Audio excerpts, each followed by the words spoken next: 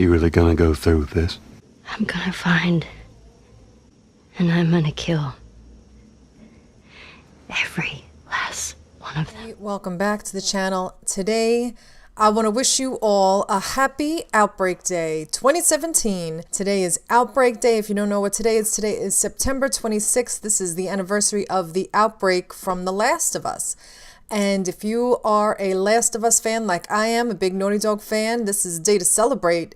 Especially today because they have dropped on us a gift from the Naughty Gods, a new poster for The Last of Us Part 2. And it is so incredibly telling. There is so much in this poster that I want to share with you guys and that I feel is so important to The Last of Us game coming out, and I'm going to talk about it. So let's talk about this theory I have about this poster. So today Naughty Dog dropped a PS4 theme, background, a new poster, and a new t-shirt for The Last of Us Part 2. But what I want to talk to you guys about is what this whole theory revolves around is this poster that was created by Kevin Tong, because I think it tells us an awful lot about what's going to be happening in The Last of Us Part 2. So let's get to it. So what we see here, it looks like a young man's arm, very muscular, holding a hammer in a fist. In the background, there are trees and a lush forest, which I'm assuming is in the Pacific Northwest, as implied from that Reddit post a few months ago where there was a comparison of the landmarks in the Pacific Northwest, specifically Seattle. This scene is engulfed in flames and in fire. There's also a field of burnt out cars, abandoned, decaying cars. Also in the scene is a wolf. In the background, in the flames, wolves are apex predators in the environments that they live in, which means they do not have any natural predators of their own, especially since they form in packs. Wolves are very social animals and create hierarchies within their packs. They usually hunt weak, injured, or elderly animals. So the wolf is shown prominently in this poster in flames. Does this wolf represent a new pack of hunter humans? Will Ellie and Joel have to fight and go up against this pack to try and survive? Who might the leader of this pack be? I think it's pretty obvious that it's the man holding the hammer. The hammer represents a tool, but also might. So the man with the hammer holds the power. My theory is he is the man in charge of this pack or group. This is clearly not Joel's arm. It does not look like the time-weathered arm of a 50-plus-year-old man. In the original Last of Us, Joel was aged to be about 47, and this is 5 or 6 years into the future, so he'd be around 52 years old.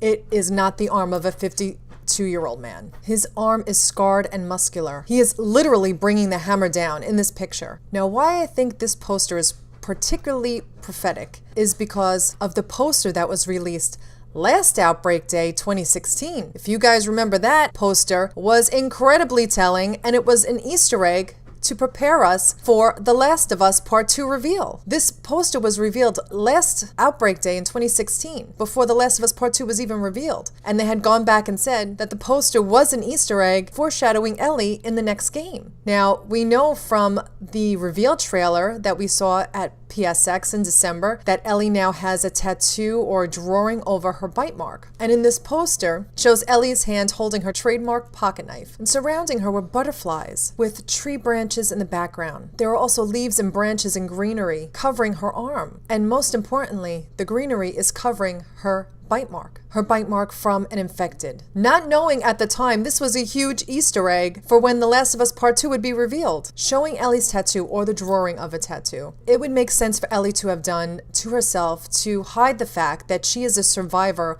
of an infected bite, as a cordyceps survivor. As we know in The Last of Us Part 2, many people want to kill, the Fireflies wanted, I'm wearing my Firefly shirt. The Fireflies wanted to kill Ellie to find out what is keeping her from turning. So she is doing this to protect herself.